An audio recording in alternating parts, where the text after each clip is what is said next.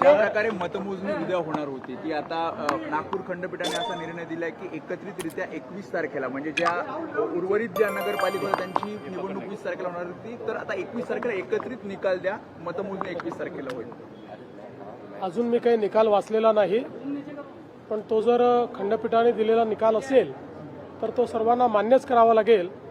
पण आता जवळपास गेले 25-30 वर्ष किंवा त्याहीपेक्षा जास्त मी स्थानिक स्वराज्य संस्थांच्या निवडणुका पाहतोय, पण असं पहिल्यांदा घडतंय की घोषित केलेल्या निवडणुका पुढे चाललेल्या आहेत, त्याचे निकाल पुढे चाललेले आहेत.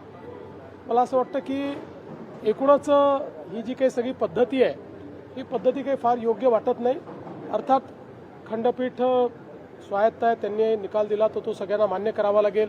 इलेक्शन कमिशनही स्वायत्त आहे, पण यातनं जे उमेदवार आहेत, जे मेहनत करतात, इतके दिवस प्रचार करतात, त्या सगळ्यांना एक प्रकारे त्याचा भ्रमनिरास होतो आणि सिस्टीमच्या फेलियरमुळे त्यांची काही चूक नसताना त्या ठिकाणी अशा पद्धतीनं या सगळ्या गोष्टी होणं काही योग्य नाही आहे.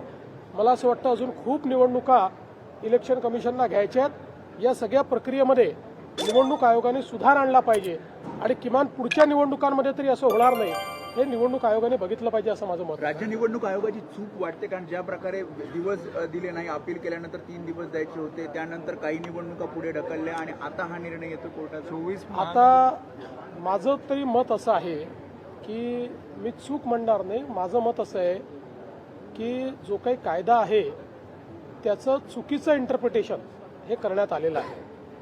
म्हणजे निवडणूक आयोगाचे वकील कोण आहेत मला माहीत नाही. विथ ऑल ड्यू रिस्पेक्ट अतिशय चुकीचं इंटरप्रिटेशन केलेलं आहे, कारण इतके वर्ष या निवडणुका आम्ही लढवतो आहोत, त्याचे नियम आम्ही बघितलेले आहेत.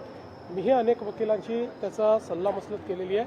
माझं मत आहे की हे चुकीचं इंटरप्रिटेशन आहे आणि त्यातनं ही निवडणुकीची सगळी प्रक्रिया, कारण मी पुन्हा एकदा सांगतो की ज्या ठिकाणी सगळ्या गोष्टी फॉलो झालेल्या आहेत अशा ठिकाणी कोणीतरी कोर्टात गेलं आणि कोर्टाने त्याला दिलासाही दिला नाही तरी तो केवळ कोर्टात गेला म्हणून त्या ठिकाणी निवडणुका पुढे नेणं हे कुठल्याच तत्वात बसत नाही. हे अतिशय चुकीचं घडलेलं आहे. ठीक आहे, आता मी त्याच्यावर अधिक बोलणार नाही.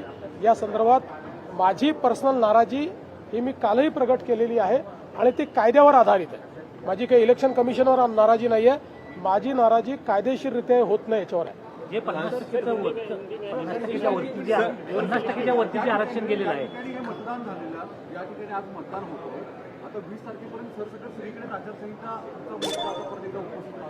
कारण की निकाल 21 तारखेला येणार आहे. आता ते परत इलेक्शन कमिशनने ठरवायचं आहे, पण केवळ 24 ठिकाणी निवडणुका व्हायच्या आहेत म्हणून 284 पैकी सगळी मतमोजणी पुढे करणं हे मला तरी योग्य वाटत नाही. पण ठीक आहे, मी त्याच्यावर यापेक्षा अधिक बोलणार.